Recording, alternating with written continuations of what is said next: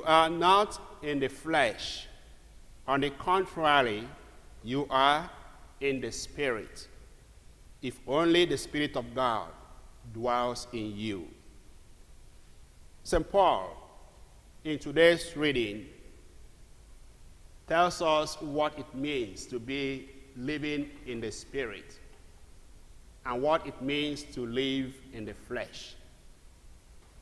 This very statement from St. Paul, we have heard it many times, even in our Christian world, when people talk about living in the Spirit and living in the flesh.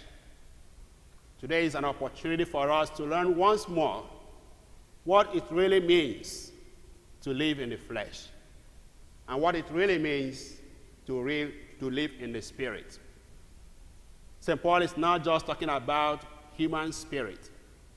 He's talking about living the Spirit of God, living the life of our Lord Jesus Christ, inviting the Spirit, the life that he lived, Jesus Christ lived, helping us, making effort to imbibe or to experience that in our life or to put it into our life.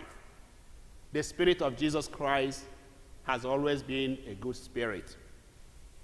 And St. Paul, being a preacher, he was somehow very, very, intense in making it very clear to the people that sometimes he finds himself doing something ordinarily he would not like to do.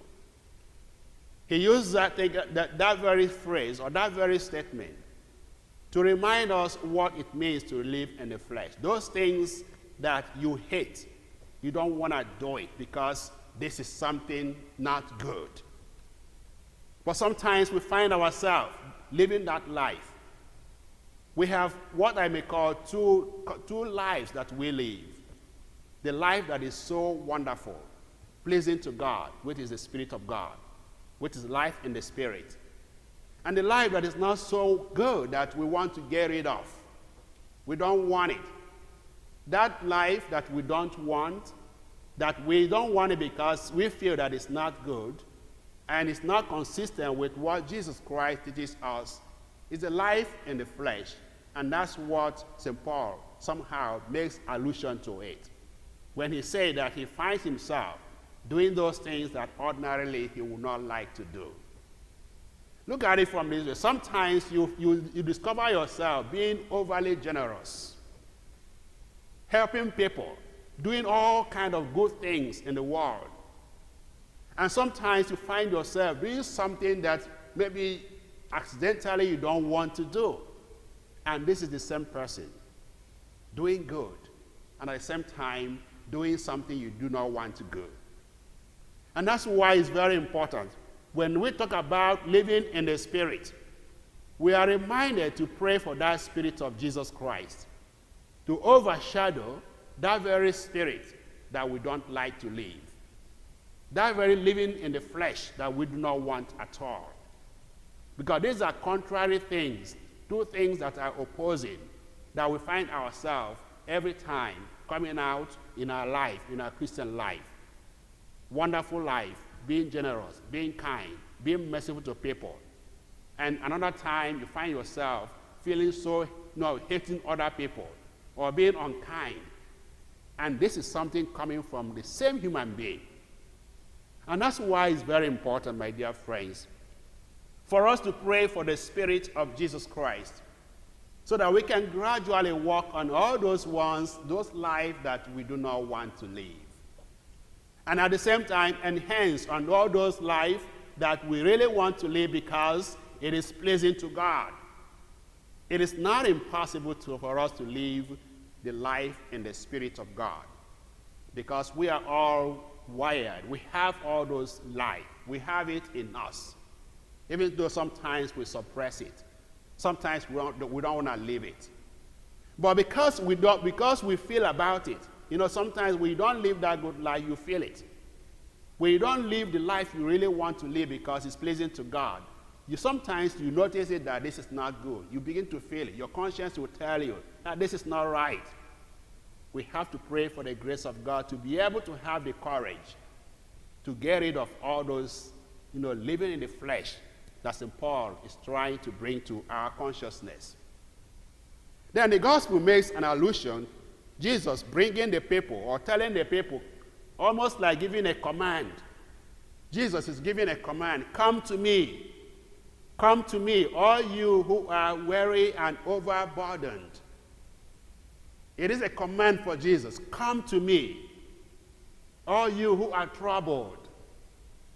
Come to me, all you who are finding life so difficult. Come to me, all you who are looking for a way to live a good life, for I will help you. I will make it easy for you. This is a command coming from Jesus Christ. He's not just trying to tell you are free to do it or not free to do it. He's saying, come, very emphatic, and I will make it easier for you. I think this message of Jesus Christ, or this command of Jesus Christ, makes a lot of sense in our world today. Especially in our world where a lot of people are really passing through difficult times. And when you hear this kind of word from Jesus, telling us, come to me, come to him, that he will make it less burden for you. Because Jesus knows he can carry our wounds. He can carry our burdens. If he allows us to carry it on our own, it can weigh us down. He knows that our worries sometimes can weigh us down. He knows that our difficulties sometimes can put us down. And that's why, as a great teacher and as a loving father, he doesn't want us to be weighed down by difficulties in life. And that's why he tells us, come to me, bring it to me. Because there is never any problem that Jesus cannot handle. Even if the whole world bring their own problem onto him, he can carry it. It's not like a human being when everybody, if for instance you're in a family, and every member of the family, even your extended members of the family, they're all bringing all problems onto you. You will be frustrated. You will feel weighed down by their problems because you are a human being. And Jesus knows that you'll be weighed down by that.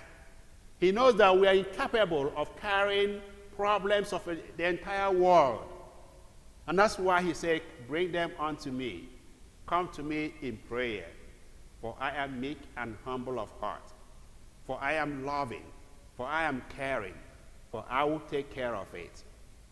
Jesus is actually not trying to say we should not make any effort. That's not what he's trying to let us understand. He's not trying to preach that we shouldn't make any efforts to solve our problem.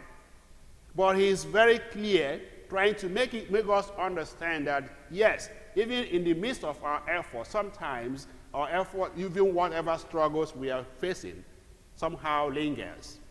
And he wants us to lift all those things to him, bring it to him in prayer, and he will definitely come to our assistance.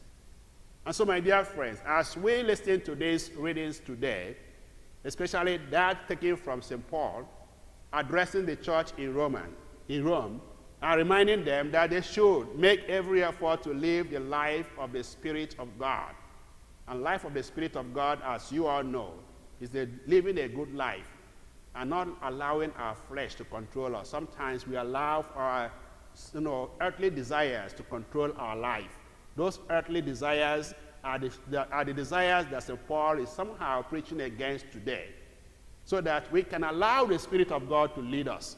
Because when the Spirit of God comes into our life, it will enable us to love, to show kindness to people, to avoid hating anyone, to make every effort to lift people up. This is the life in the Spirit that St. Paul is trying to remind us today. And at the same time, we also remember that we have to bring our situations, our worries, onto Jesus Christ, who is capable of handling our issues. Because we know that, yes, we can make effort to handle our issues, but when we become so overwhelmed with difficulties, let us never forget that Jesus has given us this command: come to me, bring all those worries, and I will make it light for you. Amen.